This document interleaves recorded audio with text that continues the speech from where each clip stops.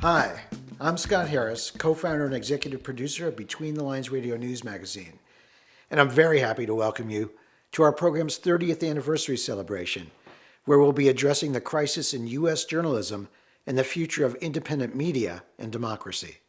Hi, I'm Elaine Osowski. Tonight we're very excited to bring you a panel discussion on the crisis in U.S. journalism, featuring former Ohio State Senator and activist Nina Turner, investigative reporter Greg Palast, labor and racial justice activist Bill Fletcher Jr., and youth climate activist Adrian Huck.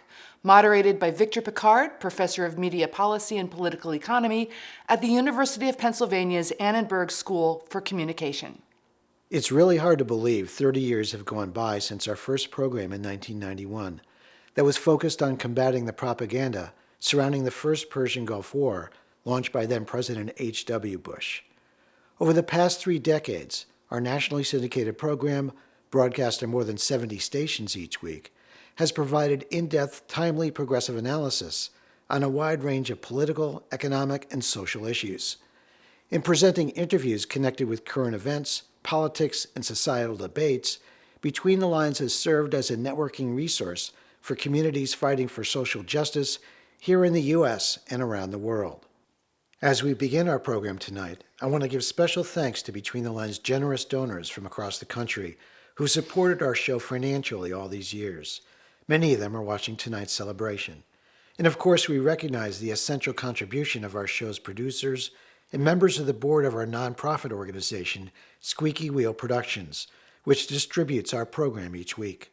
One of the things that makes Between the Lines unique among radio programs like ours is that all the people who produce the show each week are volunteers. We take pride in the fact that this radio program has been powered and driven by dozens of unpaid citizen journalists who over the past 3 decades have dedicated their time and talents to the show because they have a deep passion for bringing our audience progressive perspectives and information that's often ignored or marginalized elsewhere in corporate media. Our Between the Lines producers and volunteers are Richard Hill, Anna Manzo, co-founder of the show Denise Manzari, Bob Nixon, Marco Roldan, Leslie Rudden, Melinda Tuhus, Catherine Urbane, Jeff Yates, Susan Bramhall, Mary Hunt, Ruth Ann Baumgartner, Susan Fazekas, and Elaine Osowski, who's here to guide us through the rest of the show.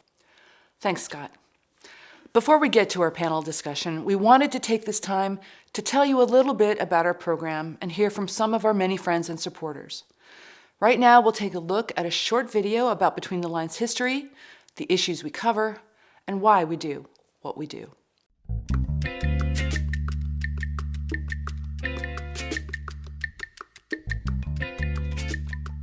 Hi, my name is Scott Harris, executive producer of Between the Lines Radio News Magazine, heard each week on more than 60 radio stations here in the U.S. and abroad.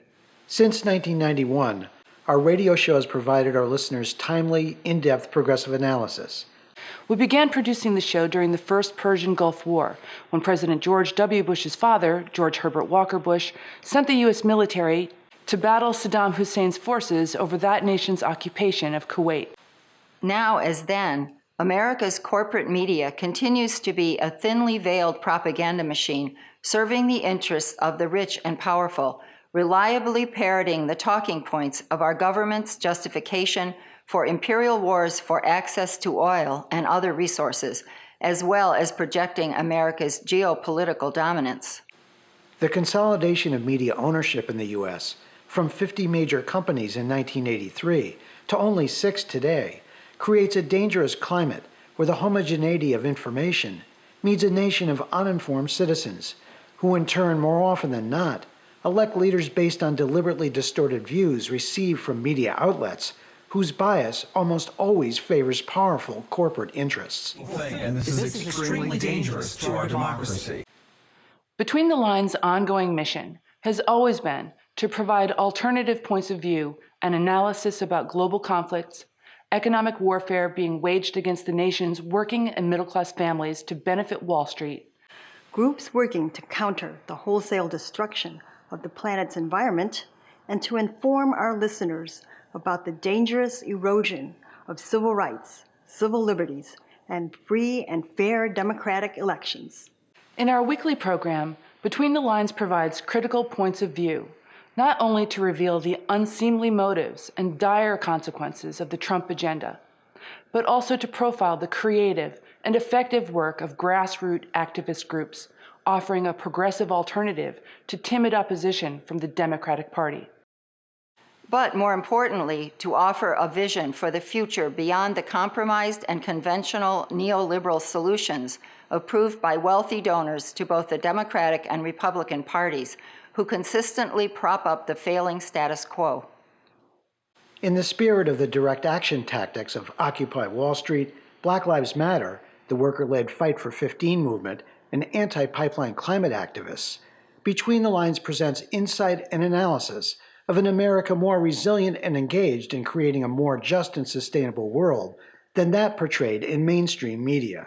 Because independent media is key to providing information untainted by powerful interest groups, because honest, reliable news and analysis is the lifeblood of a vibrant and inclusive participatory democracy, we're asking you to join our supporters, who include Ralph Nader, The Intercept's Jeremy Scahill, The Nation magazine's John Nichols, investigative reporter Greg Palast, and many others.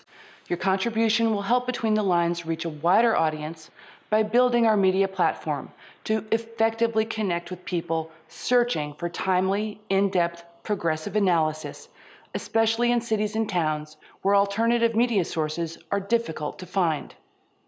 As George Orwell said, speaking the truth in times of universal deceit is a revolutionary act.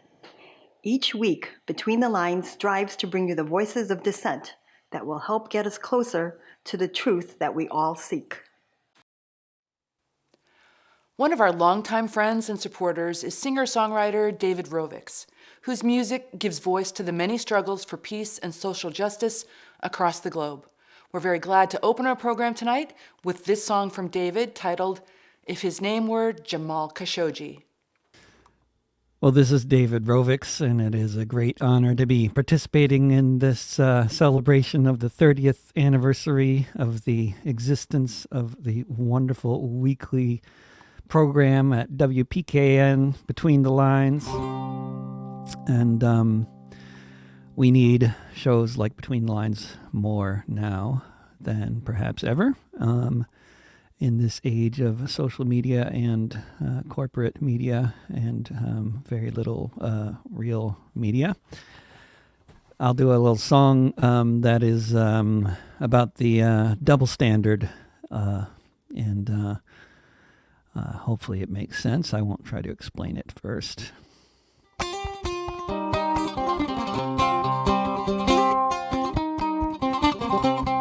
If he were wanted by a nation not run by the rule of law, if senators and generals had so often made the call that he should be hit with a missile if they had said this on TV, what would you expect from a legal authority?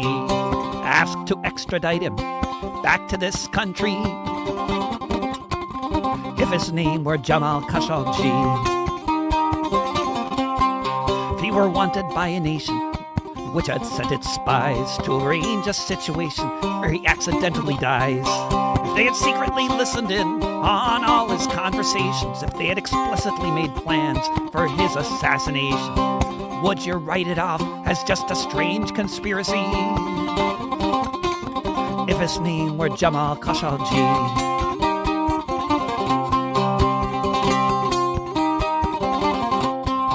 Were wanted by a nation they so frequently condemn in human rights tribunals held at the UN for torturing their prisoners for the ways they are confined. If the state had a different name, would justice be so blind? Would your courts just hand him over, take him from his family?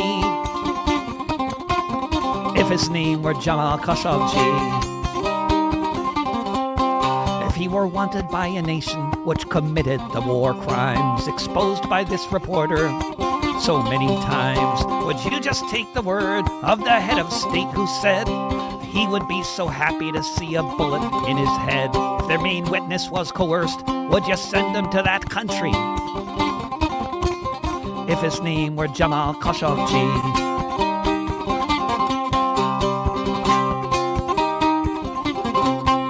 They were wanted by a nation that did all these things and more. If it were Iran or Russia, would you be keeping score? Would you trust their prosecutors, all the nice things that they say about their justice system before they take him away? What if his name were Julian? Would you send him across the sea? If his name were Jamal Khashoggi.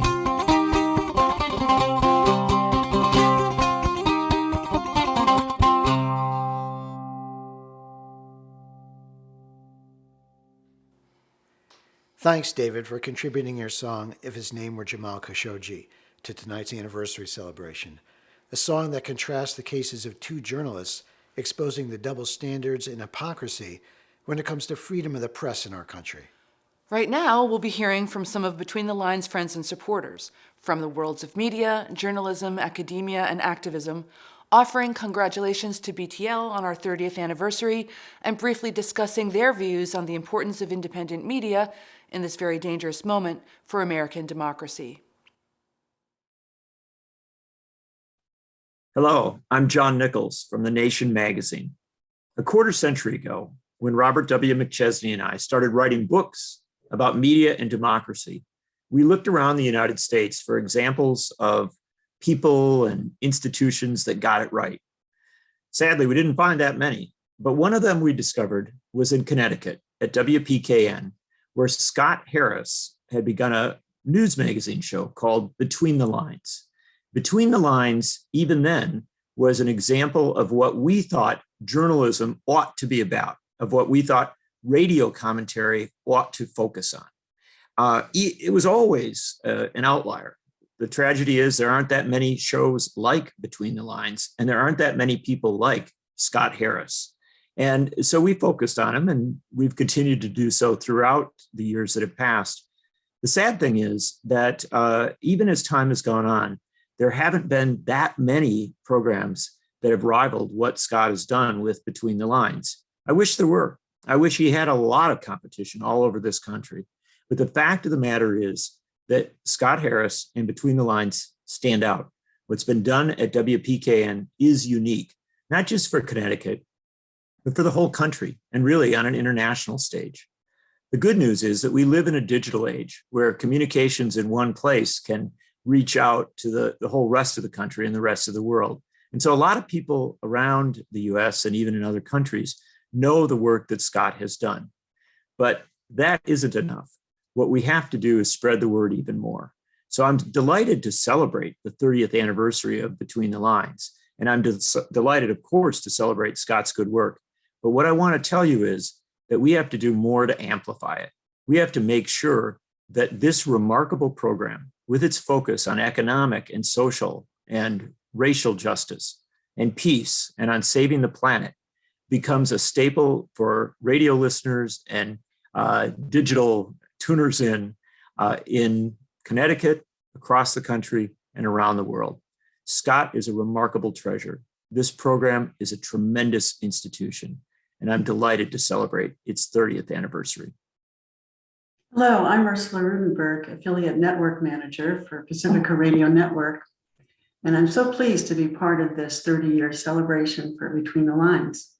In thinking over this dangerous moment for American democracy, I decided to ask my father for insight.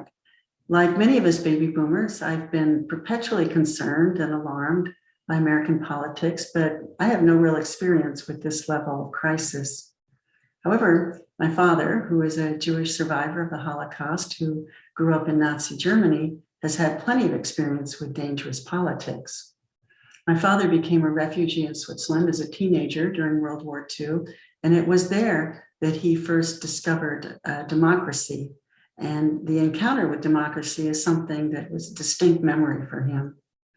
So I asked him, what does it mean to experience democracy for the first time? What's the difference between what you experienced in an autocratic or fascist country, and what you experienced in a democracy.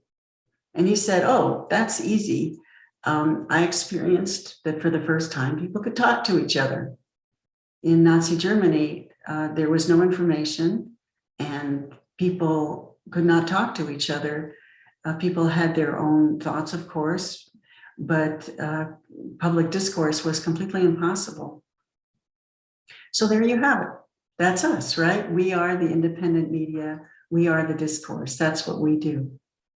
We are the essence of democracy. And so let's keep talking.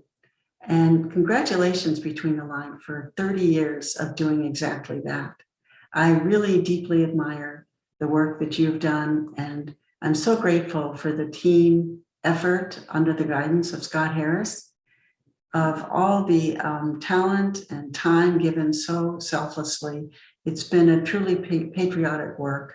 And we really, really admire what you do.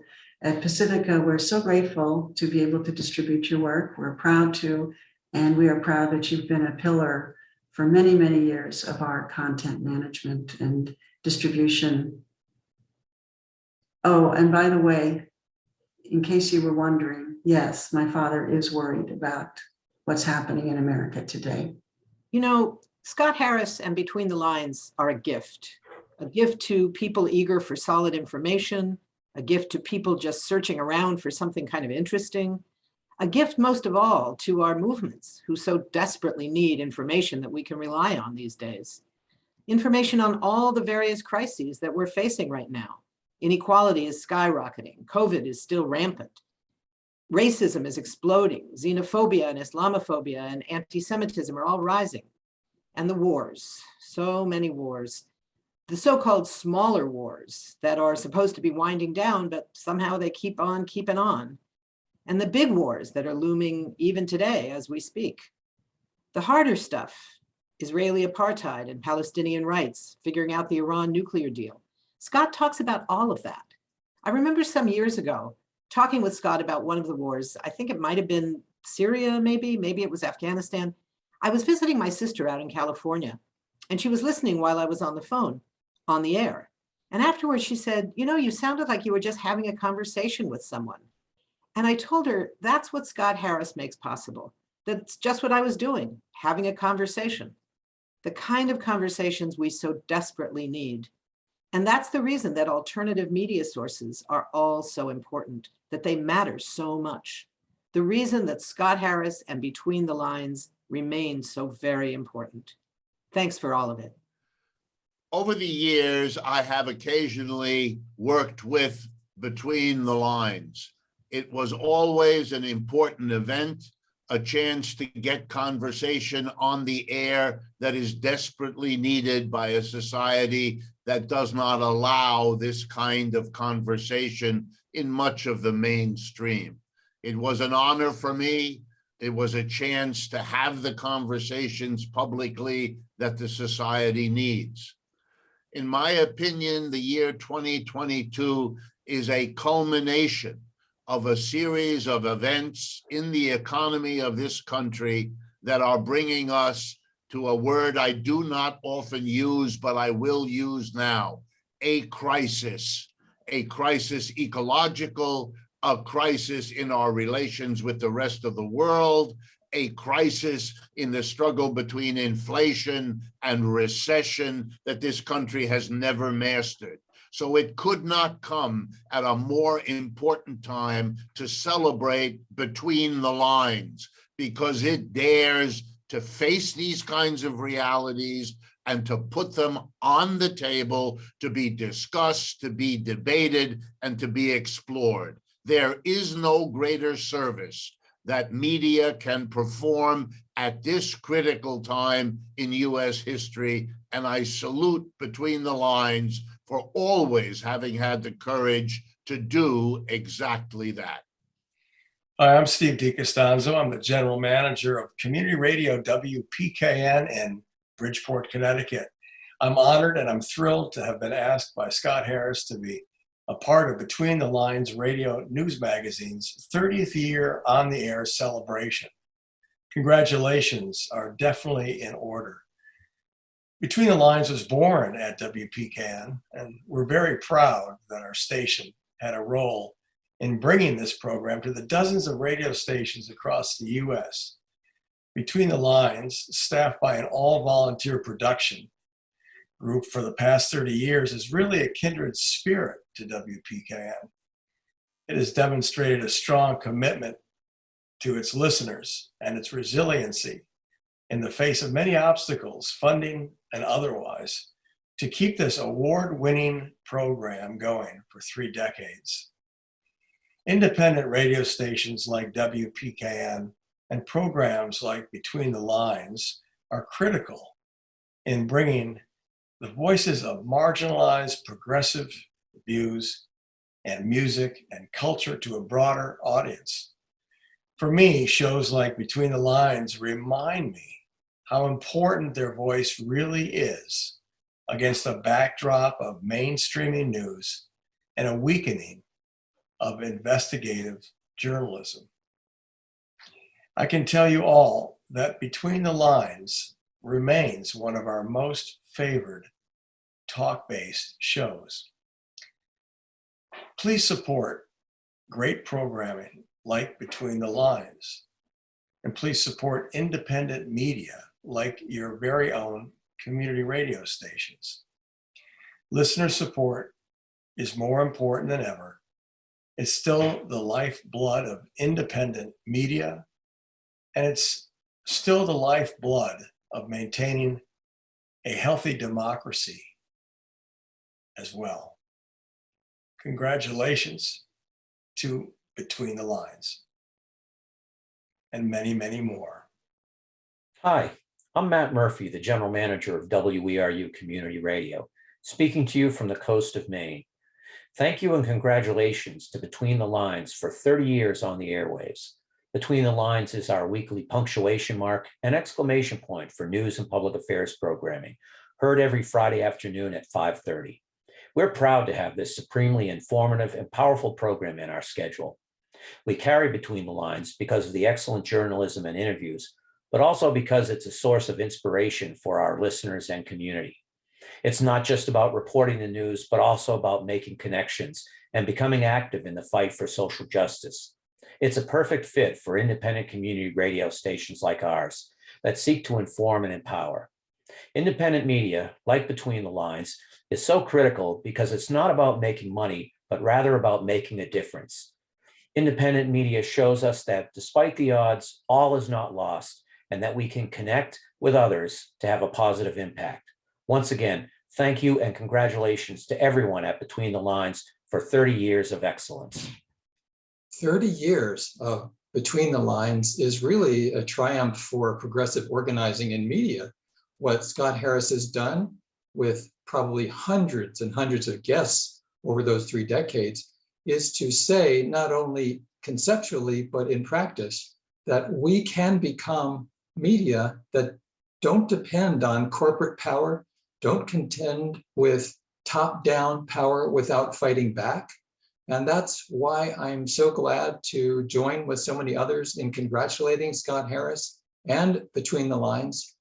We're in a media context, in a political context of corporate power and militarism, where as much or more than ever, we need Between the Lines, and let's support it. Let's support what Scott Harris is doing for all of our benefit. This 30th anniversary of Between the Lines comes at a time of tremendous right-wing power and tremendous militarism. And the challenge that we continue to face is one that Scott Harris and Between the Lines have continued to help us to pursue. And that is simultaneously to fight against the most terrible forces in our society, the racists, the xenophobes, the misogynists, the repressive forces of power from the top down, and also our necessity to organize for genuine progressive change. And without progressive media outlets, that task will be impossible. So we're making it possible with organizing and media projects like Between the Lines. And that's as good a reason as any, a great reason to congratulate Between the Lines, congratulate Scott Harris, and move forward as we know we must. Hi, my name is Medea Benjamin with the Peace Group Code Pink, and I'm here to celebrate the 30th anniversary of Between the Lines and say how wonderful it is and how important it is that we have this kind of radio that gives us the real news, especially at a time like now, when the US is careening towards a military conflict with Russia. And what happens when you put on the corporate news? You're going to hear a lot of sensationalizing. You're going to hear a lot of demonizing of Putin. You're going to hear a lot of black and white, US good, NATO good, Russia bad. And you're not going to hear the context of all of this conflict to be able to really understand the problem and, more importantly, understand the solutions, which are negotiated solutions.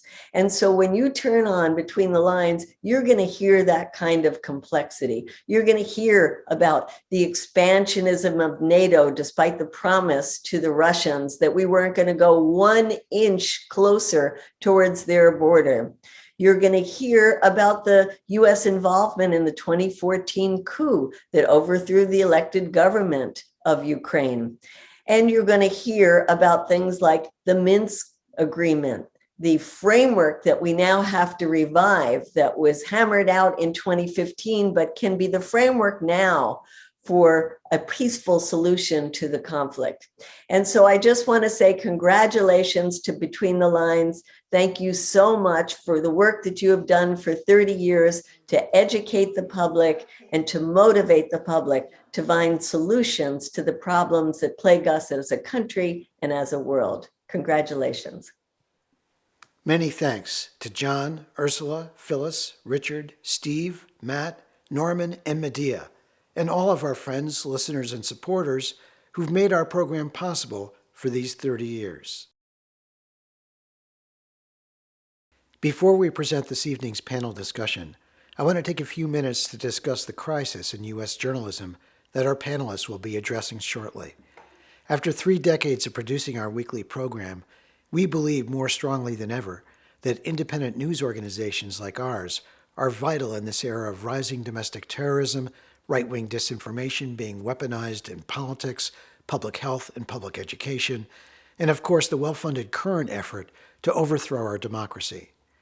Sadly, journalism in the U.S. is now an endangered species. Since 2004, about 1,800 newspapers have closed in the U.S., and tens of thousands of reporters have been laid off. Many of these publications and broadcast news outlets were the only source of local news in their communities, creating news deserts. Over many decades, corporate media has failed to adequately inform the American people about who holds the real power in our nation's politics and economy, and why the U.S. has for most of our history been involved in countless bloody wars abroad or covert action to subvert or overthrow governments Washington doesn't approve of. It's also a major reason why the U.S. has one of the highest rates of economic inequality in the world, and is the only industrialized nation that lacks universal health care. Important news stories about these power relationships are by and large ignored or trivialized in favor of horse race coverage about which team is ahead and which team is behind. Corporate news outlets have blatant conflicts of interest when literally billions of dollars in their revenue stream are generated by advertising from the American Petroleum Institute, health insurance companies, and defense and aerospace manufacturers of weapons of war. Why would we expect that their coverage of climate change, America's healthcare crisis, and U.S. wars abroad wouldn't be tainted by this dirty money? Think of all the corporate news propaganda we've been subjected to for decades. We were told that taxing the rich will ruin the economy, but tax cuts for the wealthy didn't trickle down. We were told that better wages for workers drives inflation, but smashing labor unions didn't get us better pay. We were told that privatizing schools was more efficient and would save taxpayer dollars, but defunding our public schools hasn't improved the quality of our children's education. Corporations lie to us, and corporate media is the conduit for those lies. All too often, corporate reporters think it's their job to act as stenographers to the politicians and corporate overlords in power, simply providing their audience with a dutiful recitation of the Democratic and Republican or corporate and anti-corporate positions on any given issue, as if there were only two sides. But journalism professor Jonathan Foster offered some common sense guidance for those who wanted to practice journalism when he advised, if someone says it's raining outside and another person says it's dry, it's not your job to quote them both. Your job is to look out the fucking window and find out which is true. Familiar tools used by corporate media to distort and distract include false equivalence and both sidesism. Nicole Hannah-Jones, the Pulitzer Prize-winning reporter and creator of the landmark 1619 Project, provided a perfect example of this when she recently demanded that journalists stop calling the U.S. Senate's failure to pass the voting rights bill a major setback for Democrats. It's a major setback for democracy, she said. The right to vote is not a partisan issue. Stop framing it as such and legitimizing anti-voter efforts. Corporate media continues to cover the Republican Party, its politicians and operatives, as a mainstream political organization, when in fact the GOP has officially endorsed a fascist agenda and embraced political violence as a means to gain and hold on to power. Republicans today are openly and methodically working to dismantle democracy, but corporate media won't tell you that truth, very directly jeopardizing our nation's future.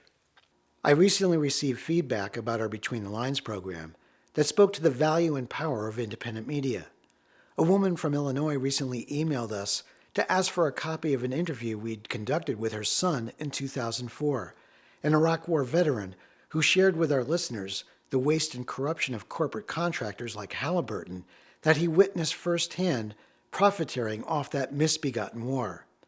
Sadly, this young man who suffered from PTSD took his own life last November, and his mom wanted the interview to hear his voice again.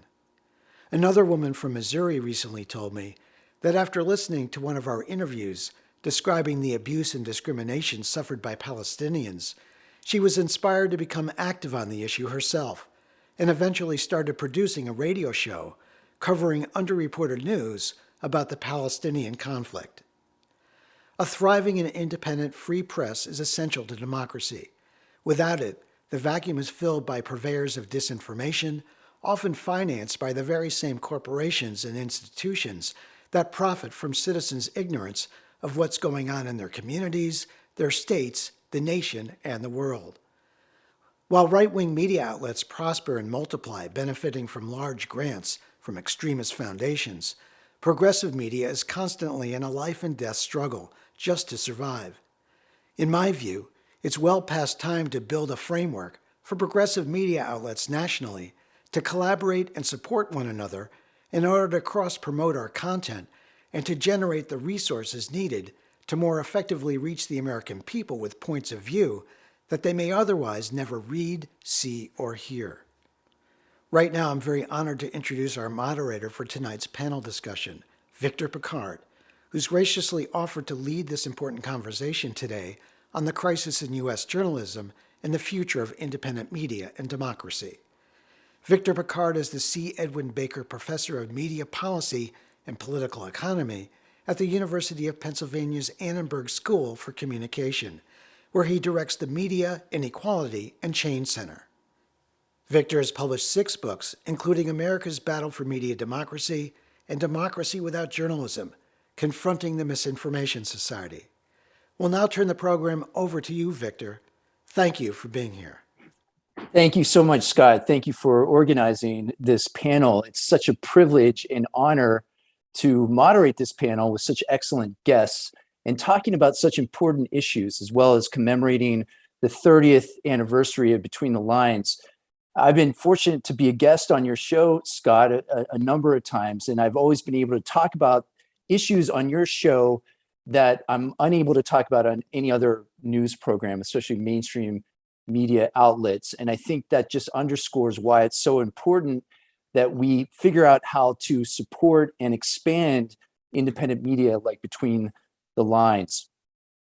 So for this, I'm very grateful, and I'd like to now I'd like to now introduce our panelists. First, I'm going to introduce each panelist, and then everyone will give opening statements. After that, I will ask a few questions of each panelist, and then the panel as a whole. That will be followed by some concluding statements from each panelist, and then, depending on how much time we have left, we'll end with a few final questions from listeners that have been forwarded to me. So first up, we have Nina Turner. Nina, of course, does not need an introduction, but I'll give one anyway. Turner made history in 2005 as the first woman to represent Ward 1 on the Cleveland City Council, and again in 2008 as the first African-American woman to serve as a state senator in Ohio's 25th district, where she defended against attacks on women's health care, freedom, and partnered with working families and organized labor to protect collective bargaining rights, as well as work towards criminal justice reform. Nina Turner became a national surrogate for Bernie Sanders' 2016 presidential campaign and national co-chair for Bernie 2020. More recently, she ran a grassroots campaign in Ohio's 11th congressional district that focused on advancing policies for working families in Northeast Ohio. Next, we have Adrienne Huck, who's a youth climate activist and organizer from Derby, Connecticut. Adrienne is a sophomore at Tufts University, majoring in applied environmental studies and minoring in film and media studies.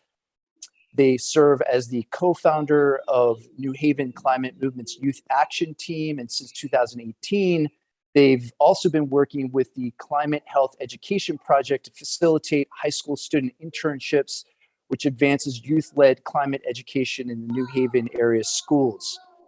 Adrienne is also a freelancer for the New Haven Arts paper and works on communications at the Tufts Office of Sustainability and the Urban Resources Initiative. They also served as a radio show host for Teen Talk on 94.3 WYBC. And I'm sure I'm going to leave out a few details in all of our introductions, but I expect panelists will have ample time to fill in some of the gaps. Next up, we have Greg Palast. Excuse me while I'm looking for, I'm sorry, I apologize. Next up, we will hear from Bill Fletcher Jr., a longtime labor activist who has worked for several unions in addition to serving as a senior staff person in the National AFL-CIO. He's a former president of Trans-Africa Forum, a senior scholar with the Institute for Policy Studies, and the author of several books, including They're Bankrupting Us and 20 Other Myths About Unions. Fletcher is also a syndicated columnist and a regular media commentator. And last not least, we will hear from investigative journalist Greg Palast, who's been reporting on vote suppression for 22 years for The Guardian, BBC Television, Rolling Stone, Democracy Now!, and Between the Lines. He's the author of several New York Times bestsellers, including The Best Democracy Money Can Buy, which is now a feature documentary. And for the past several years, he's been concentrating on vote suppression trickery in Georgia, which I'm sure we'll be hearing more about momentarily. So first up, as we hear from each panelist, we have Nina Turner. Nina, please take it away. The floor is yours. Well, thank you so much. It's quite an honor to be here with all of you, the esteemed panelists. Scott, thank you again for pulling us all together. Independent media is so vitally important, especially in this moment where we're battling both neo-fascism and neoliberalism. And the major thing, in my opinion, that is lacking from mainstream media is a class consciousness. Rarely are the stories told from a class, a working class, a poor people's lens. The dominant lens is always that of the ultra wealthy and the ultra powerful. And by mainstream media clearly using that lens 99% of the time, it definitely limits opportunities to have robust dialogue and reflection and information about whole swaths of the American population who are among the poor, the working poor, and the barely middle class. This media is also tangled up with the same corporate interests that have bought off the Congress and also other levels of government, but particularly on the federal level. And so it taints the view. It really taints reality. And there are so many Americans, they have a steady diet of mainstream media. They rarely view any other forms of media. And so this is why one of the very important reasons why independent media must continue to grow, because other voices, other vantage points must be heard, and to give the American people, and dare I say the world, other lenses by which to view situations in this country and throughout the world. Thank you so much, Nina. Next, we will hear from Adrian Huck. Yeah, thank you for the introduction and thank you for having me today. I wanted to speak on the pitfalls of corporate media in covering the climate crisis. So while the media industry has done a lot of good in amplifying climate-related news, it has failed to give climate change enough attention, hold politicians accountable, push more nuanced conversations, and more. So the media provides a unique opportunity for the public to be informed about issues such as climate change. Mass media is a critical agent in the way that climate issues are framed in the public opinion, and it's also an important player in climate change communication, since the general population does not often read scientific reports or specialized websites and blogs, or, for example, the reports of the IPCC. Although in theory, the facts of climate change should be reported in a straightforward way by media outlets, considerable differences exist between organizations about the reality and the seriousness of climate change, often due to the political perspective of each media organization. These positions influence their audience's perceptions of climate change, and media-generated controversy often contributes to why some people remain skeptical. Another pitfall at times is that journalists are taught to present both sides of the story. However, when it comes to climate change, this can lead their audience into thinking that both sides of the story are equal. If skeptics and deniers are given the same airtime and print space as climate scientists, for example, it creates the illusion that there is a valid and ongoing debate happening about the reality of climate change. In 2020, there was a drastic decrease in climate coverage despite numerous extreme weather events, important reports and news about climate change's effects, environmental protection rollbacks, and a presidential election in which climate change was a hot topic. The volume of corporate broadcast TV news coverage of climate change was only 112 minutes, which was a 53% decrease from 2019. And overall, climate coverage in 2020 made up only 0.4% of overall coverage on corporate news shows. A third of all climate segments also only aired in September, where there were wildfires in the Western US. So when we're considering the sheer amount of climate stories in 2020, this is a sad underperformance in covering the largest threat that we face as a planet. Representation also remains an issue in climate journalism. White males and current politicians dominated climate segments in 2020. Meanwhile, people of color made up only 8% of guests who were interviewed or featured in the corporate broadcast network's climate coverage, and women made up 20% of guests. Only 9% of guests were scientists, and Greta Thunberg was the only climate activist to be featured in a climate segment. Additionally, only 29% of segments mentioned potential solutions or actions related to addressing climate change. Former New York Times climate reporter Kendra Pierre-Louis said, quote, "For the past 10 to 15 years, there has been a form of climate journalism that focuses on the problem to such a degree that it can be disempowering. People can feel like the scale of the problem is so large and that there aren't any solutions," end quote. So now we get to, how can the media improve on its climate-related journalism? I believe that the media should help communicate climate-related science and the impacts of climate change in an accessible way, give a diverse array of scientists, activists, and policymakers a platform to speak, cover the climate crisis both in a localized and global way, and humanize the climate crisis. They should check their facts and press public officials to respond on what they're doing to combat the climate crisis. They should dedicate more time to talking about climate change and discussing solutions. News media covering extreme weather reports should prioritize stories of those on the front lines of the climate crisis. When reporting about storms, there should be a connection made to climate change rather than framing them as an isolated phenomena. Lastly, reporting should not be concentrated on just times of extreme weather and humanitarian crisis, but throughout the year. And so in conclusion, I believe that independent media plays a crucial role in reaching these goals. Independent journalism is especially important with this topic of climate change, as it provides a truth-seeking alternative to misinformation and disinformation, can expose the weaponization of information and investigate its roots, amplify marginalized and frontline voices, provide public access to information on climate change, and potentially provide more localized information on climate impacts. Thank you. Thank you, Adrian. Next up, we have Bill Fletcher. Thank you, Victor, and I appreciate being invited to participate in this discussion. Briefly, I think that in mainstream media, but also unfortunately in much of independent media, there is an oscillation between fatalism and denial. And we see that with regard to both the environmental catastrophe as well as the political situation. It's strange because sometimes it comes from the same outlets, where, for instance, with regard to politics, because Adriana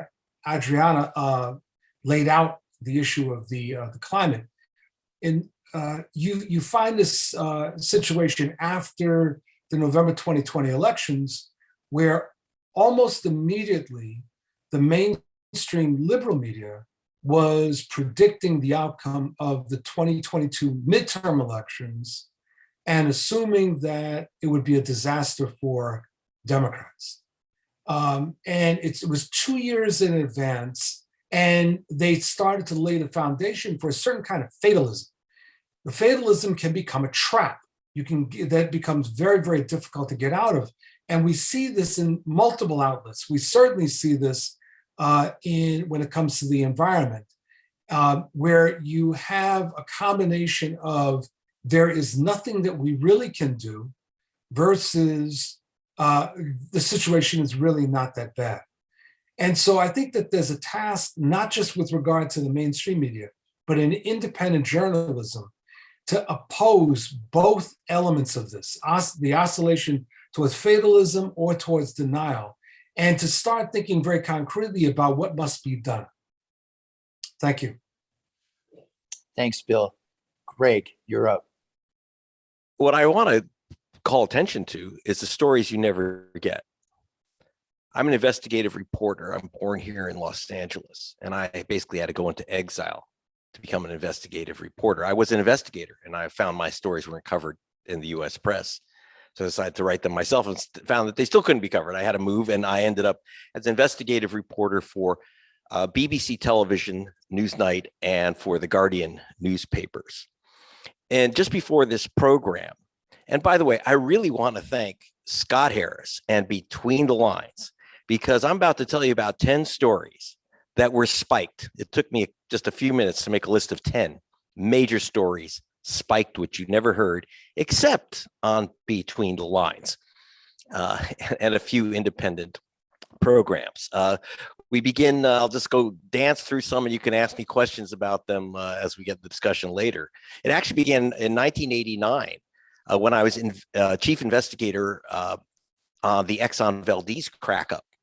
And Exxon and the US press simply swallowed the line that it was a drunken skipper who hit a reef, that someone at the wheel just smashed into a reef. Well, the skipper wasn't even at the helm. The truth was Exxon had turned off the radar on the Exxon Valdez. Furthermore, British Petroleum had lied about the fact that they had the equipment right at the spot where the ship hit. There was supposed to be spill prevention cleanup equipment. It wasn't there. They lied. They literally lied. None of those stories came out. Why is that important? Because Drunken Skipper Hits Reef is a nice corporate story about human frailty. And gee, we're so sorry that we let a drunk at the wheel. He wasn't even at the wheel.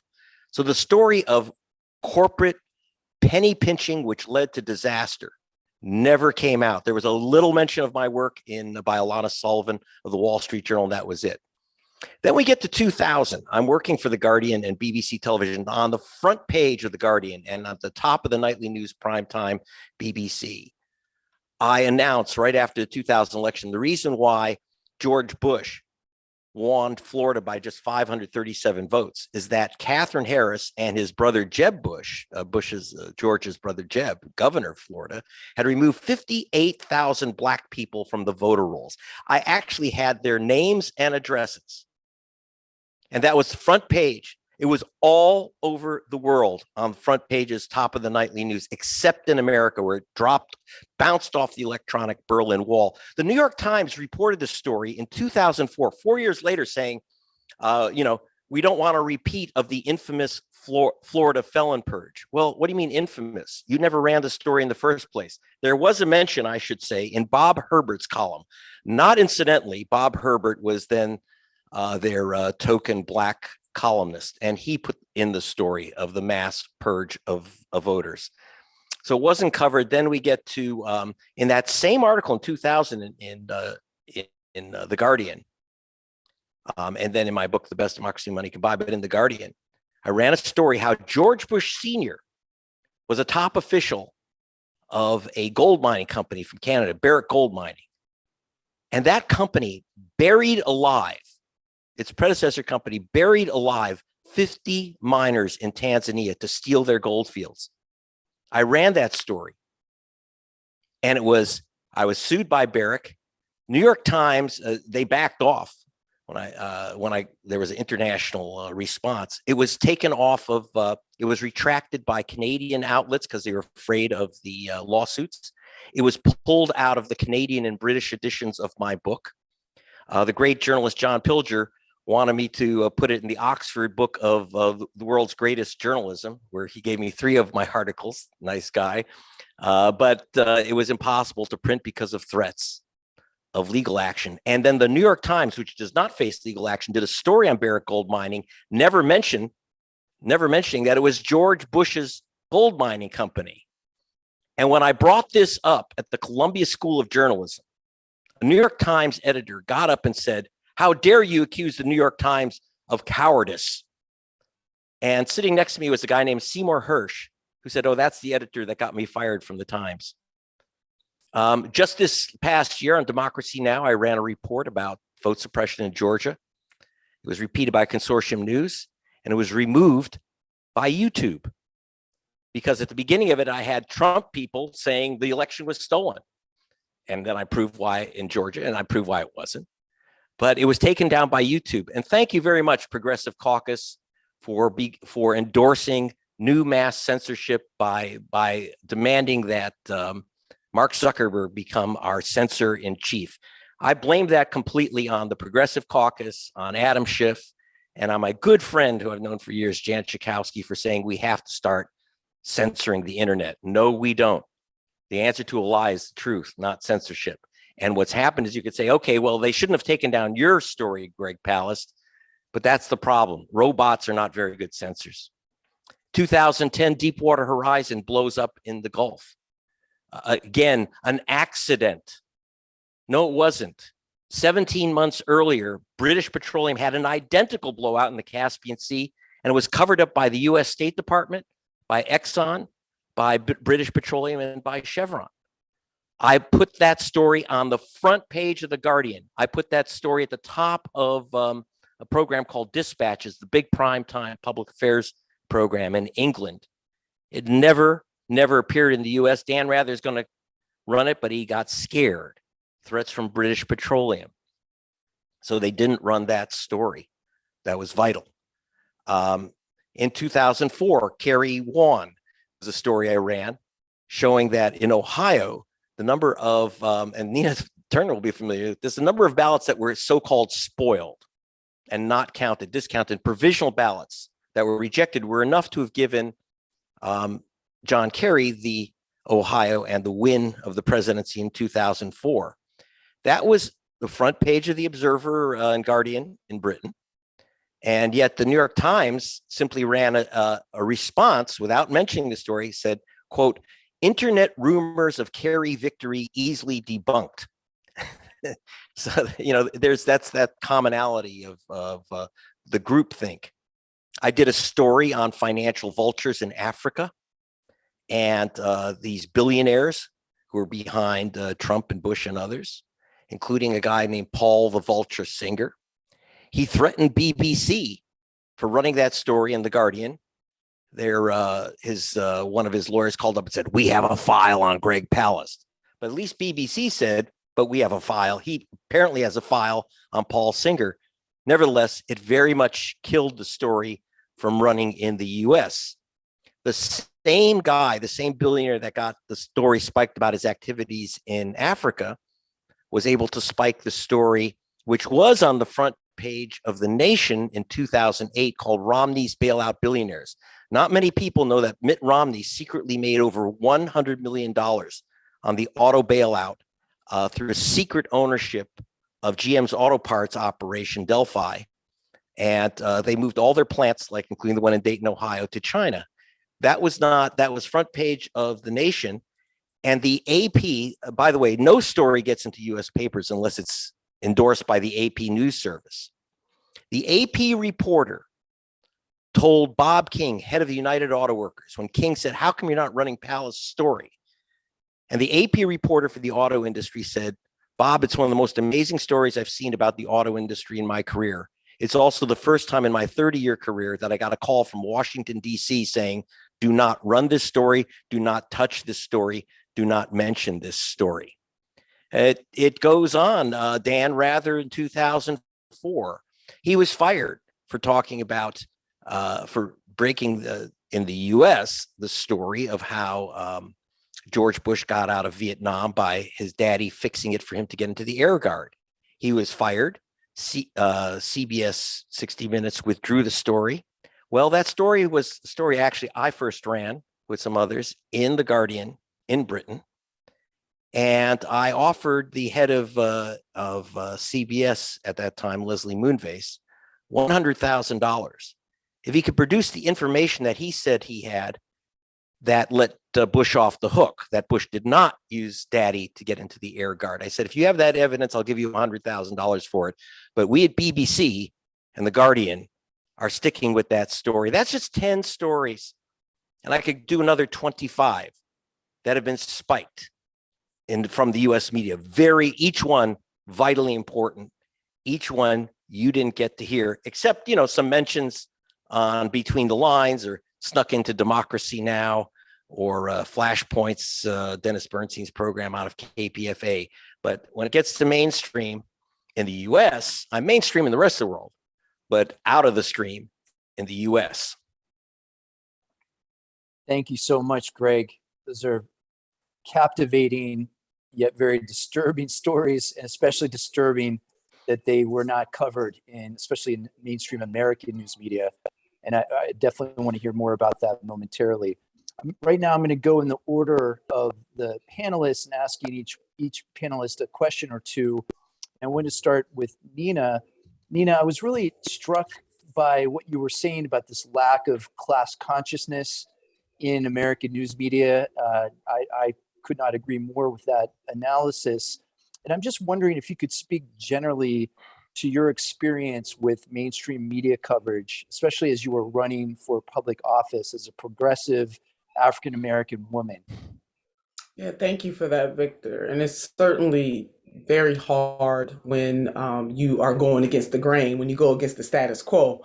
And my very existence in politics is one that goes against the status quo for humanity. And because mainstream media, and I have been blessed to be a commentator from time to time on mainstream media as a progressive, but let me just move back from that a little bit. By and large, the formula that mainstream media uses does not lend itself to an invitation or a broad opening for progressive voices, because mainstream media, and I'm not talking about the individual commentators or reporters, certainly have the same donors, if you will, that many of the politicians that navigate the halls of Congress do. And so when we look at power, whether it's elected power or it's corporate power, that type of status quo power is in partnership. Another reason why we need independent media. So it's certainly important, when I put on my lens as a candidate, Victor, to answer your question, it's important that individuals running for office have the opportunity to lay out their agenda and their plan and for their voices to be heard. But if you have mainstream media outlets where they are predisposed for the most part to mainly lift those voices of people who navigate their lane, meaning keeping the status quo, that leaves out a lot of people like me. Putting a Black woman on it, on progressive, definitely brings the hellfire, because certain voices should be heard as long as they echo what those in power want to have echoed. When you step out of that, that is when the system itself comes barreling down on you. And, as a movement leader, I certainly understand that too. So there are multi dimensions to the role that I play, in both as a movement leader, somebody who has been elected to office, somebody who's run for office, somebody who has served with and for politicians, both running for office. It brings a very unique dynamic when you bring a freedom fighting voice, and that is not necessarily the voice that mainstream media wants to be heard most often. And then we've certainly seen, in these spaces and these places, a denial or rejection of those voices, because the powers that be do not want people, the American people or anybody for that matter, to have the opportunity to have robust ideas, to really think and to see something from another angle, another way. And independent media like Between the Lines and others certainly give us that opportunity to make sure that those voices are heard. It is important that all voices are heard. It is that the tension, that yin and the yang. What is the other side of that? My grandmother used to always say there are three sides to every story: your side, their side, and the right side. And if you have a media outlets that don't even want the voices of others to be heard because it does not go by the script that has already been pre-written, so to speak, by those in power, it causes the type of chaos and one-sidedness that we find ourselves facing in our country right now. Thank you, Nina. I just want to follow up with one quick question. Of course, Sure. one of the themes of the panel is the importance of maintaining independent media. And I was just wondering, while you were involved in your various campaigns, were there independent media outlets that you could rely on, that you were able to use? And of course, Between the Lines is obviously one of them, but were there Yes. others? Oh, definitely. I mean, TYT, of which, I commentate, I'm a commentator on TYT.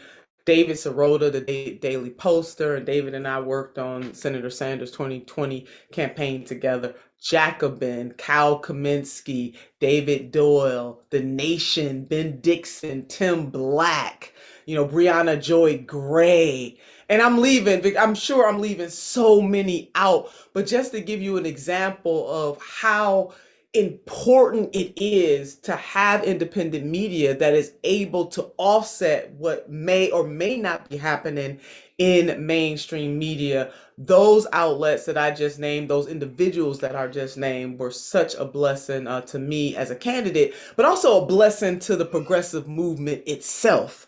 Let me say that as well. And again, those who I'm leaving out, but those outlets and those individuals definitely lifted my campaign and the voices of the movement. And Victor, just one other quick thing I want to say is that in my commentary, I do believe that mainstream media has a role.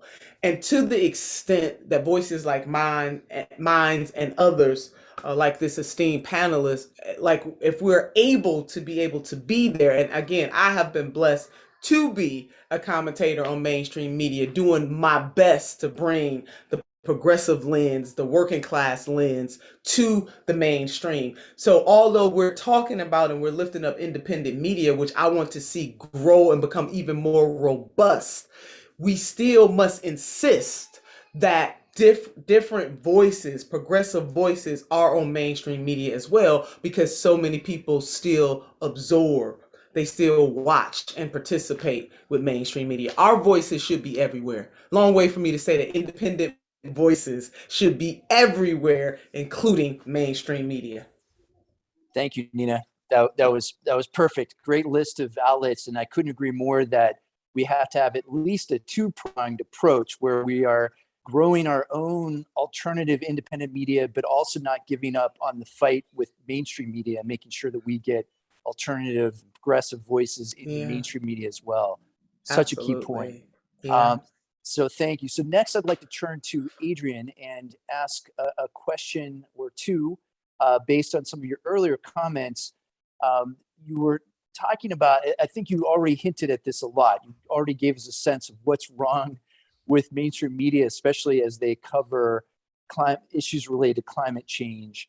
And I was especially struck by the problem with false equivalence, how, you can find one climate change denier that will somehow equate with, scientific consensus. But can you speak a little bit more to these problems? It's sort of twin problems of disinformation and censorship in mainstream media coverage that we face today, and especially regarding issues related to climate change.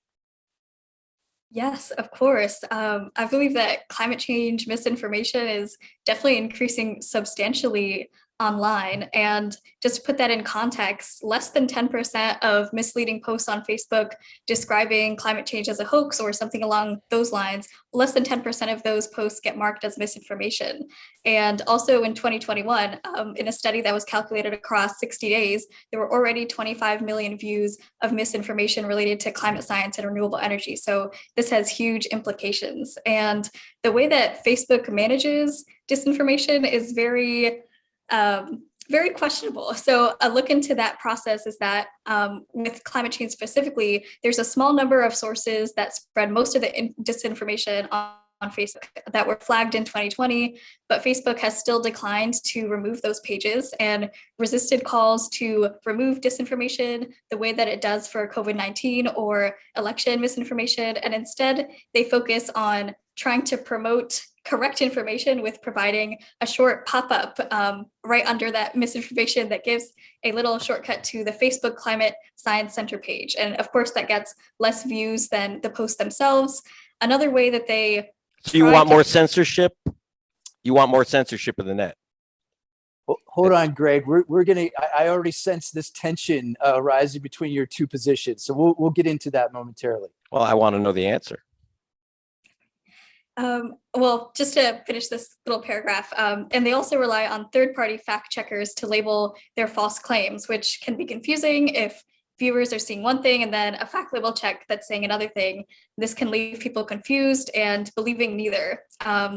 And yeah, also another thing to consider beyond Facebook is that YouTube is also, they have said that they would stop monetizing content related to climate change myths and misinformation.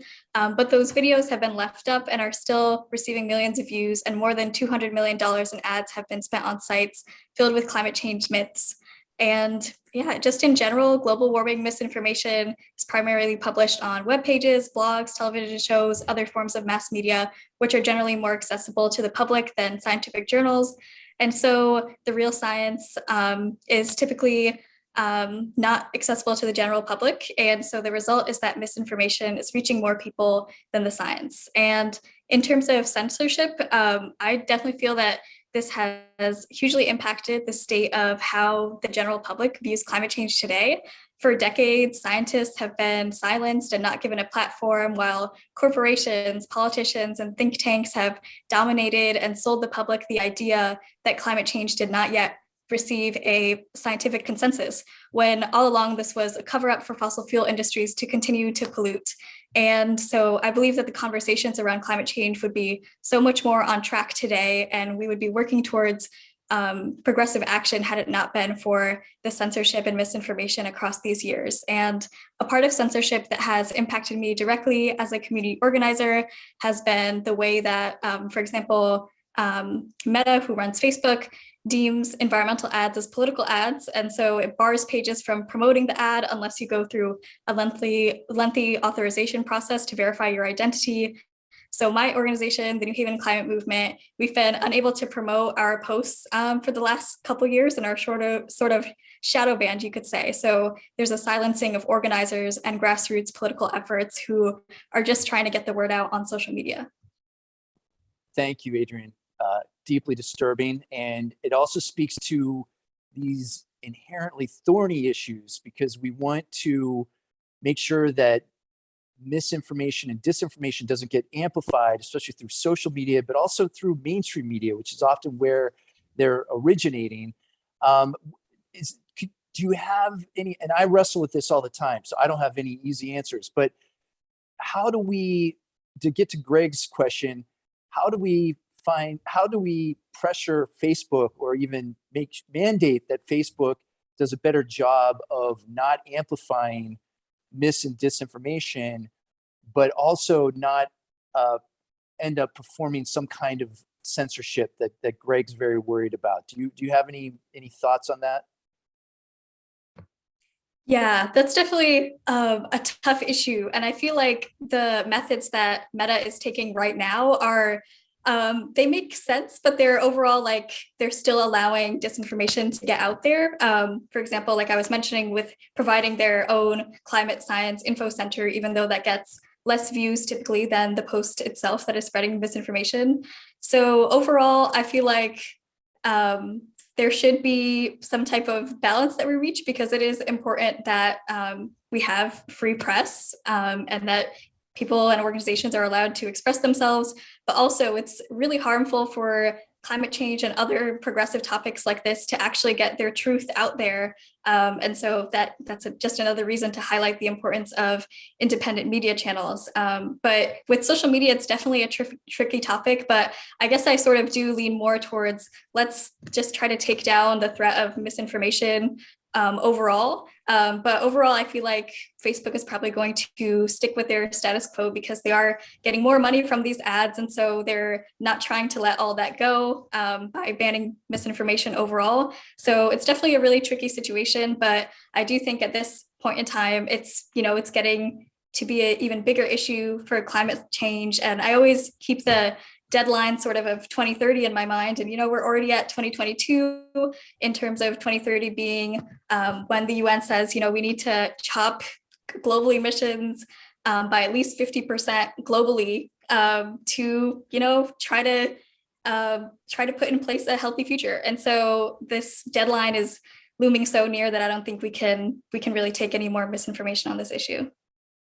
Thank you, Adrienne. I couldn't agree more that the stakes couldn't be higher. So I'm with you on this. And of course, I think in the ideal world, we would have a non-commercial public alternative to Facebook, but we have to deal with Facebook at the moment, which serves as a kind of gatekeeper for all of our information, or at least increasingly so as we get our information through Facebook. But I think Greg feels differently on this issue, and I think we'll switch the cue here. Since Greg, you were speaking to this issue, or if you'd like to speak on something else, on some of the other stories that spiked. I do. I'm happy to go on the other stories that are spiked. Well, let me give you one, and maybe we'll have time to show the 2-minute report I did from Georgia, a couple of them. I did a story for Democracy Now! In which, and originally, by the way, it was supposed to be for the Washington Post, but they got nervous and went to other outlets. But a repeat of a story done in 2018, mentioned by Stacey Abrams. One, the Secretary of State of Georgia, who's considered by many heroic, removed 198,000 voters from the voter rolls of Georgia before this last election. 198,000 voters on the grounds that they no longer lived in Georgia or their home county. 198,000 of those people did not move. They're at the registration address they were, or in their county where they can still vote. Literally removing hundreds of thousands of voters of color and young people, literally. Now, went to federal court with that. I did a report for that for the ACLU before I did the Democracy Now! Piece, and I went to court as a witness for Black Voters Matter to try to reverse this mass racial purge, blackout of the voter rolls of Georgia. So I did get that story up on Democracy Now!, but it was taken down by YouTube, as Adrienne would like, this removal of, this policing and censorship system. Why was it taken down by YouTube? I don't know. It's hard to speak to the robot. Consortium News, which ran an hour-long interview with me on it, asked them, why exactly would we be taken down? And we got a robot answer. We have reviewed, this is a 45-minute piece, and we got back an answer in about 12 minutes that we have re-reviewed the piece and it doesn't meet our community standards. And this is what I'm concerned about. There's three words that are a real danger to journalism, and which we heard today. I believe in free press, but free press, but are the three most dangerous words that we have. Free press means free press. I would rather respond to lies with the truth. The problem of demanding that Mark Zuckerberg or and YouTube and Bill Gates become our international censors in chief is just what happened to Adrian's group, which is that she can't get on, so that the liars talking about, oh, climate science is bullshit, that's on. I can tell you from Prager, so-called Prager University, complete FACO site. That's on, because you know how to game that system. But your group is off because you can't get that authorization, which is expensive and difficult. How about we end censorship? How about we say, we don't tell the phone company, oh, wait a minute, you had someone talking on the phone that Trump really won the election. That call should have been cut off. We don't ask the phone company to cut off your calls. We don't ask newspapers we don't say we can't have that newspaper on the street because it denies climate science. What we have to do is say freedom of the press, freedom of speech means freedom of the press and freedom of speech, and there's no but in the Constitution. That's in Orwell's 1984 that you have the but with the freedom of speech. But I hope that we are not in the progressive movement now saying, I want Mark Zuckerberg to take down all the people I don't like because he's going to do because what happens is that I get pulled down and you, Adrian, get pulled down and Nina Turner will get pulled down and Bill Fletcher will get turned down because we cannot, if our solution to the corporate lies out there, and I say corporate because people make money off those lies. They're a profit center lying. Quashing the news is a profit center. And if we start saying we want censorship, but we want our censorship, we want to control the censorship. No, I don't think so. Sorry, count me out. I'm for freedom of the press, and freedom of the press means just that. I've been a victim of the not freedom of the press, and I've been around this world and just in Kazakhstan. Is anyone really reporting what's happening in Kazakhstan? I was there. They're the dictator. There was one journalist who reported things that the dictator didn't like, and he committed suicide, supposedly. He shot himself in the head twice. I'm not for censorship by bullets, by Mark Zuckerberg's committees, or any type of censorship, because I have seen what's happened in the US with censorship, and our fight should be against censorship of all types, especially the censorship of money being stuffed in the mouths of our main news spokespeople. Thank you, Greg. It's definitely a discussion we'll continue to pick up on. Many of our viewers, for example, were asking questions about how do we deal with the big lie in mainstream media. And I think there are various ways that we should try to weed out dangerous mis and disinformation. But I also agree that there are always concerns about different forms of censorship. There's also market censorship, commercial censorship. There's so many layers of censorship that we could talk about.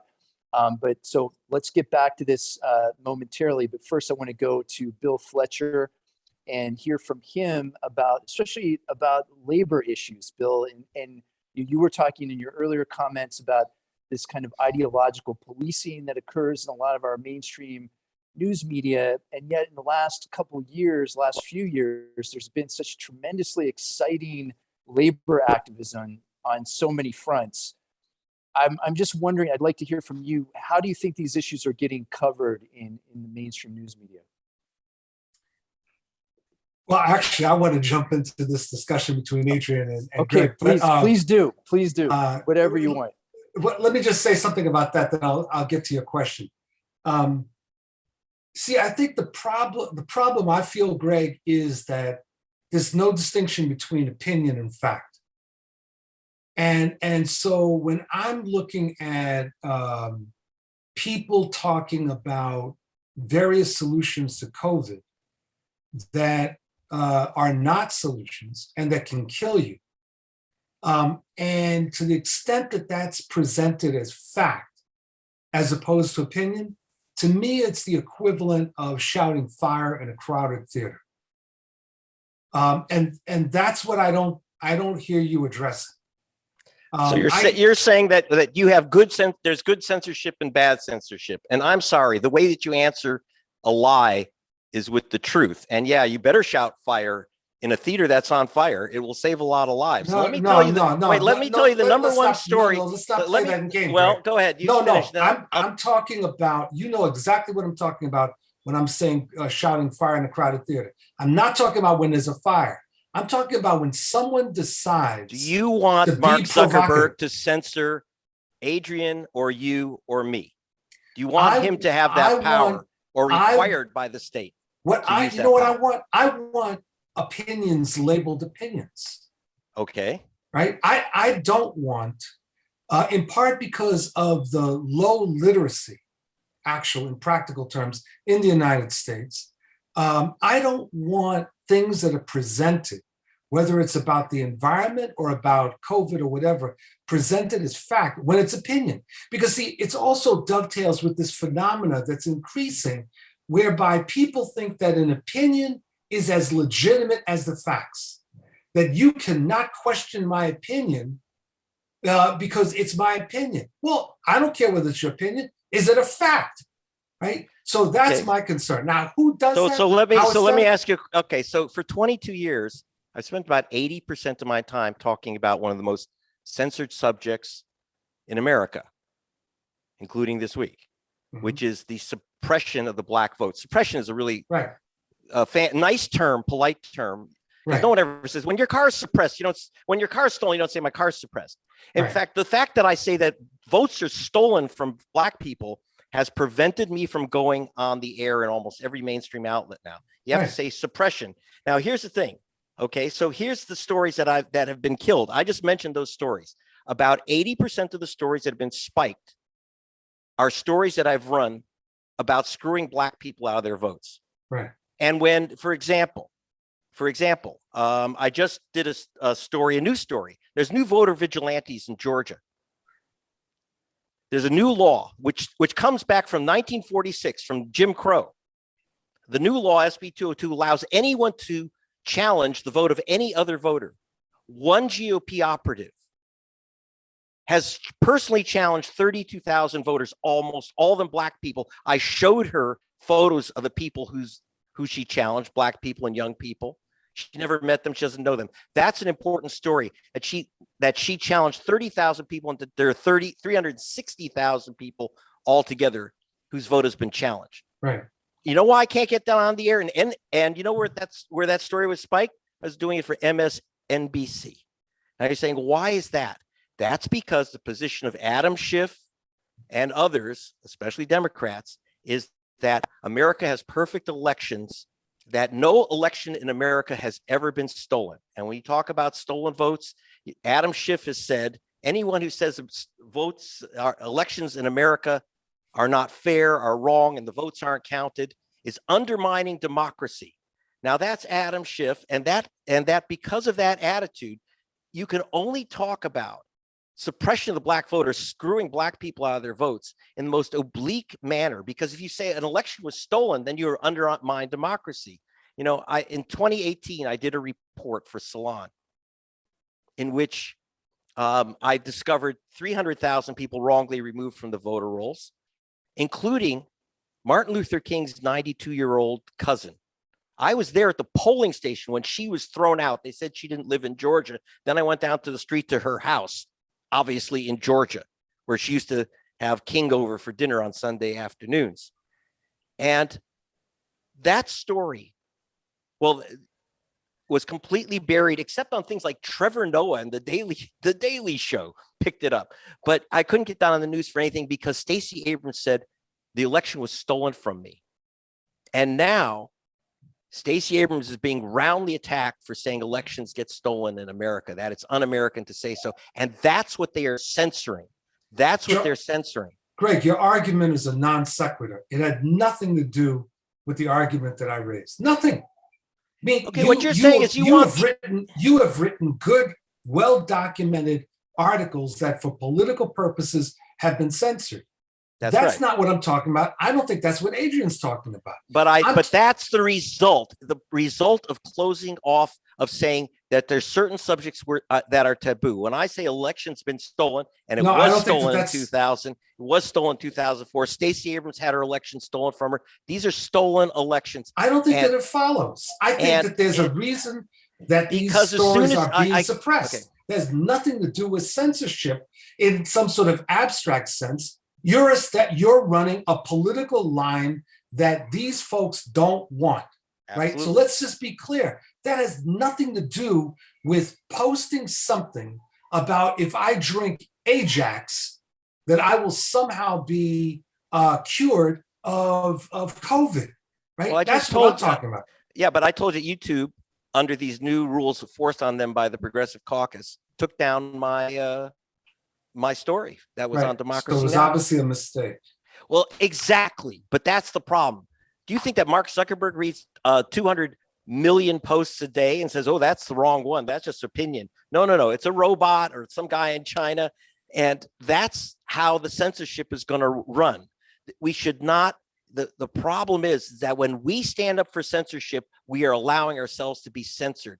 You know, it's like, oh, well, censor him, but don't censor me. Let Greg Palast YouTube go on. Let Adrian's group go on, but take down these others. I don't think we can do that with freedom of speech. I think that the way to answer a lie or the way to answer bullshit opinion is to call it out and call out bullshit, call out the lie. I think that's the way to do it. Now, we have many, many other problems with the mainstream media, especially in the US. I just said, I just gave you a list of 10 stories that the mainstream media had spiked. But I'm telling you, we are accelerating the spiking. We're accelerating the problem by saying we're for censorship. You're not going to stop Prager University. I know Alex Jones well. You're not going to stop Alex Jones or Prager University, this fake right-wing university on the air, et cetera. You're not going to stop these guys from getting out there. Nonsense, filth, misdirection, lies, BS, and dog whistle racism. I hear you, Greg. We don't agree. I hear you. Yeah, I probably side with Bill and Adrian on this debate as well, but it's an important debate, and we don't unfortunately have enough time to keep hashing out. I don't want to be a censor here and shut anyone down, but we do have to keep in mind that Nina will have to unfortunately leave us in a few minutes. And I did very quickly, Bill, before we go to closing statements here, can you just speak a little bit to the labor activism and how it gets covered in mainstream media? Well, labor activism only irregularly gets covered. You have, when there is a strike, when there is a labor defeat, there's coverage. Every so often, in part, if a union has a well-organized communications program and some level of base, it's able to break through. The Chicago Teachers Union is an example of that. It's very hard, in part because it goes back to this country is one that is very hostile to the working class in general, very hostile to labor organization. It has the record of being having the most violent history of worker capitalist relations of any of the advanced capitalist countries. And it's not just the violence of shooting people, it's also the violence of suppressing the voice of the worker.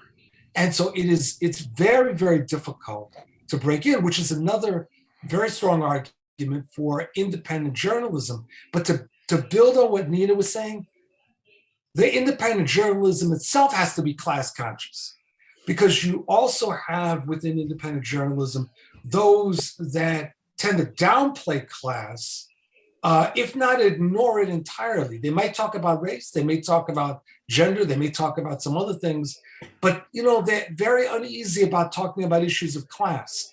And so I think that there's a battle in the mainstream as well as independent media around class, around unions, around labor as a whole. Thank you, Bill.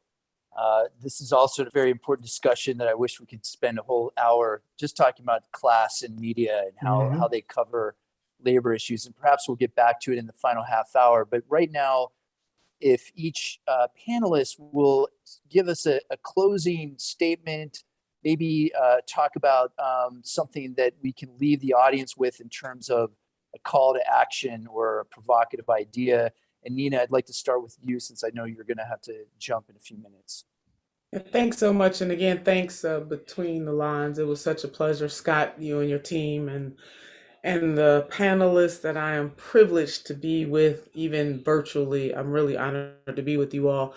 I want to say I definitely agree with the point that Bill was making about how things are labeled within media right now. We have much more commentary going on these days than what we did when I was growing up. At least I don't recall a whole lot of commentary on news shows when I was forced to watch the news. And having that clear delineation may help. It won't solve the entire problem, but I think Bill is hitting the nail on the head. People need to know, even these people with followings and fancy titles, and they have all their own shows. Are they giving facts or are they giving commentary? There's a difference. Am I laying out the facts or am I giving my opinion? And far too many, whether it's Fox News, I mean, all the news channels do it, but just in particular, making sure that viewers know that this person is spouting their opinion, their ideology, and not necessarily throwing down the facts certainly would be a start. I would say for our viewers, for people who tune in to listen to us and the robust debates that have waged since we've been together, that we must continue to support independent media. A lot of times independent media hosts and shows have subscriptions. If all of us would subscribe to independent media so that we can help independent media grow, that would be extraordinarily helpful.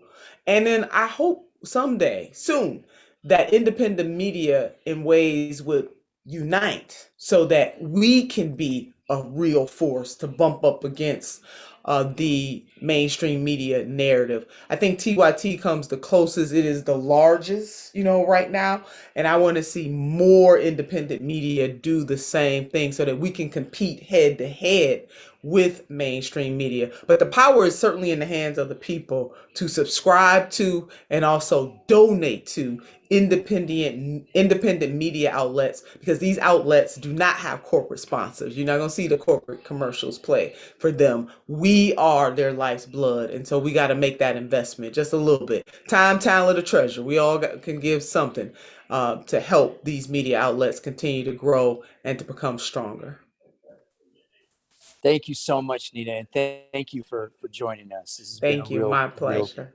Thank My you. pleasure. Thank you. Okay, next, Adrian, can we hear a closing statement from you, please? Yeah, definitely echoing Nina. Subscribe and support to your favorite independent journalism outlet. And overall, just to summarize some key takeaways, I feel like with climate change, media itself isn't going to solve the crisis, but it is a huge part of the work. The work is going to come from grassroots organizers and from huge investments and policy decisions, but media can get us a lot of the way there. And overall, I feel like it is more important than ever to support independent journalism with, like I had mentioned before, the really steep decrease in climate-related journalism on the corporate scale. And overall, we can't just be hearing about climate change when there is an extreme weather event or a humanitarian crisis. There's always news to cover related to climate change. And the more that folks hear about it, and also the more they hear about solutions, I feel like that is a really important piece in how we can get people to listen and potentially to get involved or contribute to the cause. And overall, just in terms of tying it all together, like climate change needs to be framed as a part of all the different crises that are happening in terms of the environment. We really need to put this all together and amplify the voices of frontline communities and marginalized voices. And we need to be talking about climate change throughout the year. And I think that media outlets, whether it is on the radio or in print or on the television, can all do their part in amplifying climate change and talking about this issue, because I feel like we have just had way too many decades of misinformation and disinformation that have really convinced the public that there is still not a scientific consensus on this, or that there's just a debate on climate change in general. And at this point, there should not be a debate on whether it's happening, because it's happening, and it's happening rapidly here and across the world. So I believe that media has the chance to really convey that message to their audiences, and we really need to make use of these outlets, because we are truly running out of time, and we owe it to ourselves, the youth, marginalized communities, the whole world, to get the truth out and to make sure that we can take the steps towards trying to ensure a healthy climate, because time is running out. Thank you, Adrian. Bill, can you give us a closing idea or call to action? Yeah, thank you, Victor. See, I think we're dealing with an organizing challenge. That obviously there's the issues of democratic involvement, and democratic with a small d, involvement in the media. Fundamentally, it's an organizing challenge. The oppressed never in history have had more resources than the oppressor. They've never had greater access to the media than the oppressor. So one of the things we have to start with is that sober realization, because we're not going to be able to compete with Fox News. Progressives are not going to have the resources of Fox News. Now, having said that, we have to think of this as an asynchronous fight. So it's the fight of the small against the large, and that means that we have to do both intense fact finding and documentation that Greg and others have done, but we also have to be organizing around these stories, and we have to be creating enough trouble, to be blunt, that various media outlets feel compelled to address them. Because the problem is, and despite my disagreement with you, Greg, I have an immense amount of respect for you and your work.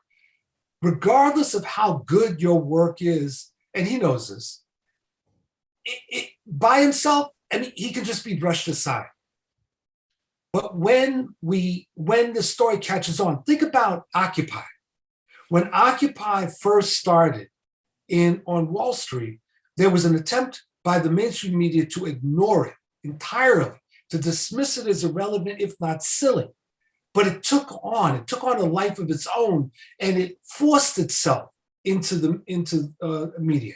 And I think that's the way we've got to think about this. This is an organizing challenge.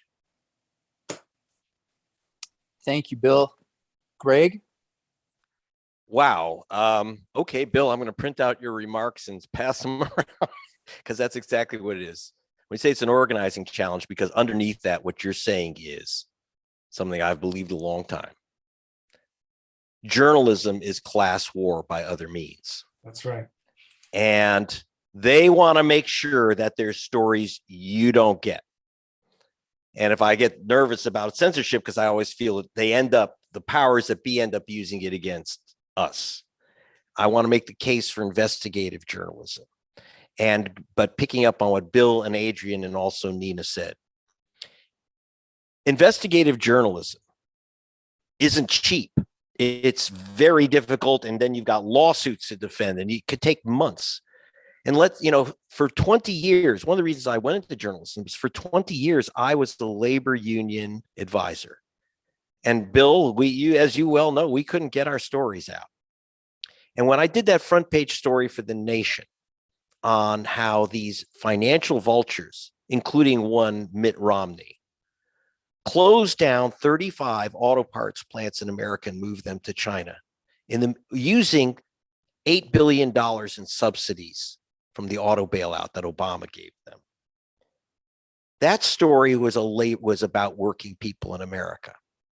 And you couldn't get that story out against the headwinds. Again, I told you the AP reporter says the first time in 30 years he got called from Washington, don't touch the story.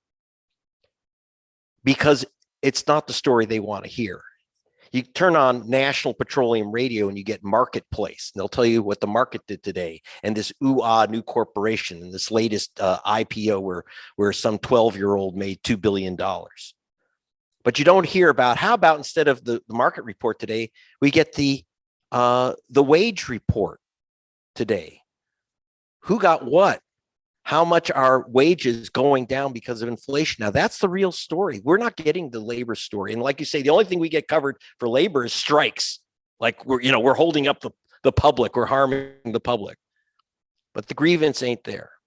So that's one of the things that drove me to journalism, because I couldn't get the labor stories in those papers. And when I try to do it again with like the Delphi story, it does get spiked, but it is a fight. And I have to say that the United Auto Workers took my story, reprinted hundreds of thousands of copies, and handed it out to every auto worker in Ohio and Pennsylvania and Michigan. And that was vital in that campaign to get the truth out. So it is about facts. Opinions are cheap. You turn on MSNBC, CNN, Fox, whatever. It's all blah, blah, blah, blah, blah. The day's news, blah, blah, blah, blah, blah. And the news that you get into your papers are all from the newswire services, which is all prefabricated, pre-chewed crap. And they don't want to spend the money, take the chance, take the risk, and also go off from whatever the chit chat is for the day.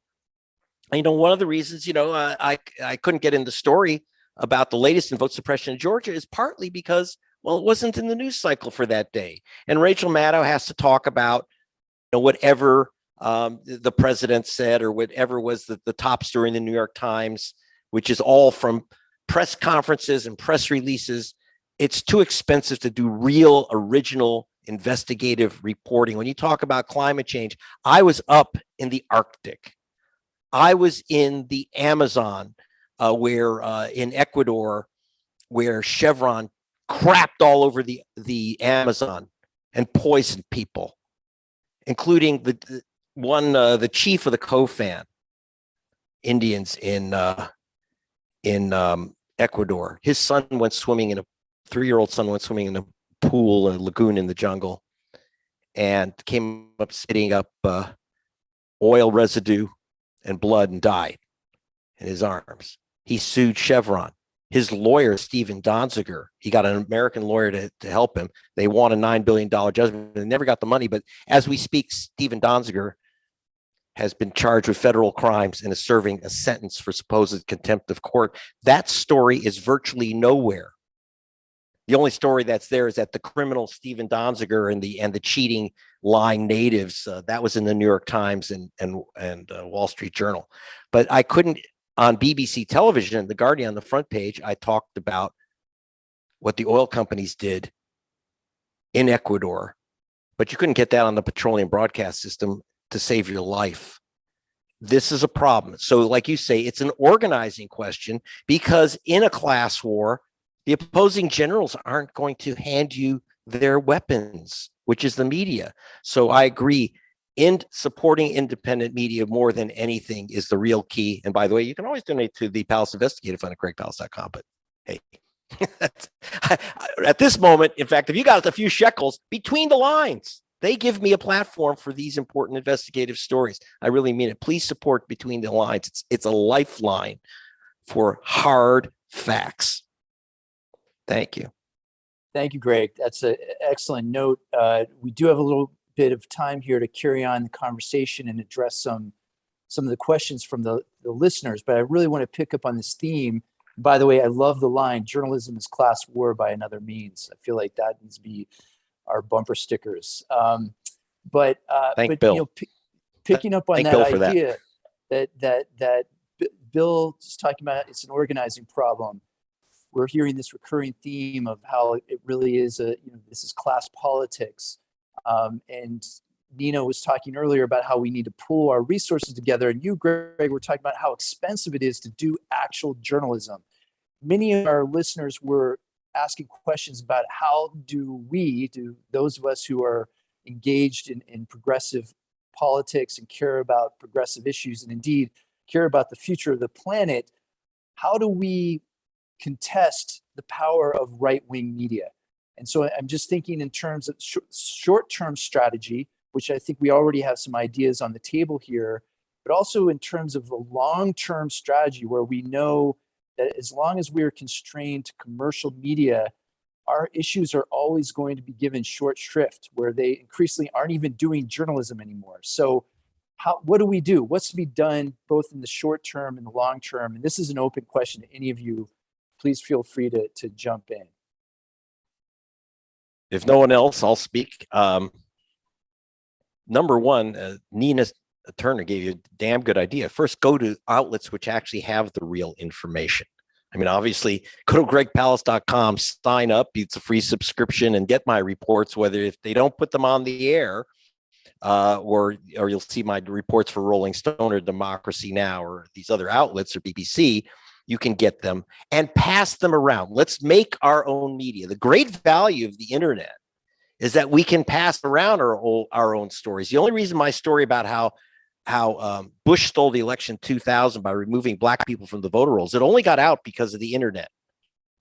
Like I say, it wasn't covered by the New York Times, except in Bob Herbert's column, for 4 years. So we can get these, so get the good stuff and send it out to your list, send it out to your people, encourage people. We need our own drum. We need our own media. And that means also getting around, not just tuning into the shows passively, but saying, I heard something fantastic on Young Turks today. I heard something on Between the Lines that everyone else should get, and push people to get that info. And, obviously get my info out if no one else can. That's number one. Number two, obviously put a few shekels in.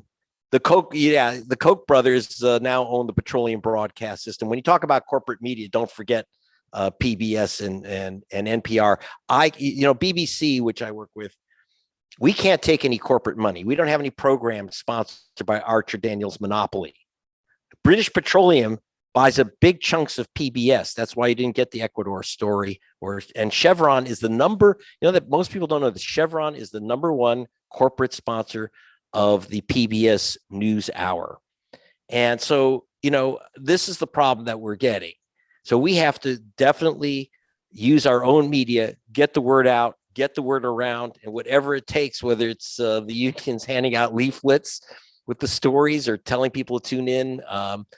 We have some really brilliant programs and we have some really brilliant outlets. Let's get that stuff out, because if we have to rely on the corporate media or try to push them, the only way you can push them, by the way, is by making a kind of legal issue or public in the streets issue, as we saw with Occupy.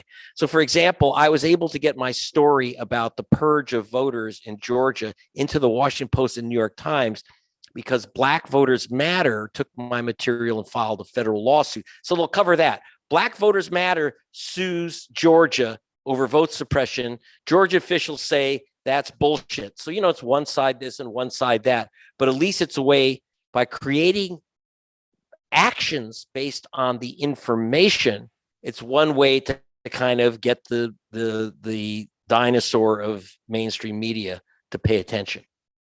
Thanks, Greg. Bill, were you going to jump in on this question? Yeah, thanks. Three things. One is, I think we need to have a political struggle around public radio and public television. And really a programmatic demand that goes to exactly what you're raising, Greg, about funding. Who funds these things? Because the implications are very, very clear when you have to rely on these corporations. And see, the thing is, I don't fault PBS or NPR for taking the money, because they have been strangled by politicians who have reduced the budgets. And if they're going to survive, they're going to have to do this. So that's one thing, political struggles around that. The second thing is that we need to be organizing, but not just around media issues. In other words, progressives need to be present, not just on the East Coast and the West Coast, but in Republican-dominated states. We need to be doing union organizing, farm organizing, et cetera, environmental organizing. And part of our objective must be to create doubt. That is, to create doubt about the dominant narrative. And so it's not just about organizing for jobs or for better income or to save the environment, but to raise doubt about the dominant narrative about everything from in these Republican-dominated places, what happened in the 2020 elections or the issue of climate change or whatever. So there's an ideological fight that needs to take place at a level that's not just at the level of Greg, not just at the level of Democracy Now! Or anyone else, but is at a level of the mass organizer. And I think that becomes incredibly important in making this move, because it's not, and this is not to speak against what you were raising, Greg. All of those things I agree with and that have to be done. I'm just adding to that because we have to, there's this exercise that's wonderful to use when you're starting a training. It's called a 9-dot exercise. And it's where you have 9 dots that look like they're in a box, 3, 3, 3, separated by about 1 inch or so. And you have to connect all of the dots with one line without going over the same line twice and without taking your pen off the paper. Everybody fails this the first time. In Star Trek parlance, it's the Kobayashi-Maru scenario. Everybody fails it. And the reason is because everybody makes the assumption that you have to do this in a box. The only way you can do it is by literally going outside of the box. And that's what we have to be doing when we're taking on the fight around the media. Going outside of the parameters that we're told we're not supposed to exit. Thank you, Bill. That's brilliant. I've never heard about the box in that context. Mm-hmm. If I could abuse my role as moderator for just a second and pick up on a theme that you mentioned, Bill, about reforming our public media system, Mm-hmm. And really trying to organize a political battle around that. I would also agree that there needs to be long-term structural media reform for any sort of long-term political agenda that we have on the left side of things. And of course, groups like Free Press have been organizing around these issues. I've been involved with that organization for many years. But I also want to throw out one factoid, which is at the federal level, Americans spend about $1.40 of federal funding per person per year. That's compared to British citizens that spend about $100 per person per year for the BBC.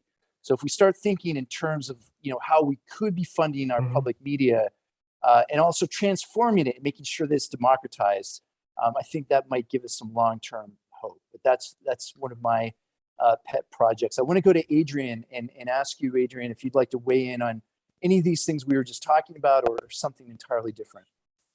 Yeah, I just wanted to build off of Greg's ideas. I definitely agree. And I think that growing up in Generation Z, it's a very unique time in terms of, technology and social media. And I think it is a wonderful opportunity that everyone truly, has a platform these days, whether it's, you could consider your email contact list your platform, or whether you use social media or LinkedIn, whatever it is, everyone truly does have a platform. And I feel like there are so many ways nowadays that people can share their opinion or get the truth out. You can make a blog, you can actually, make a zine by hand, you can post on Facebook. There's really so many things the average person can do as long as they have access to the internet. And there's so many creative and inventive ways that people have been utilizing all these different options that we have today.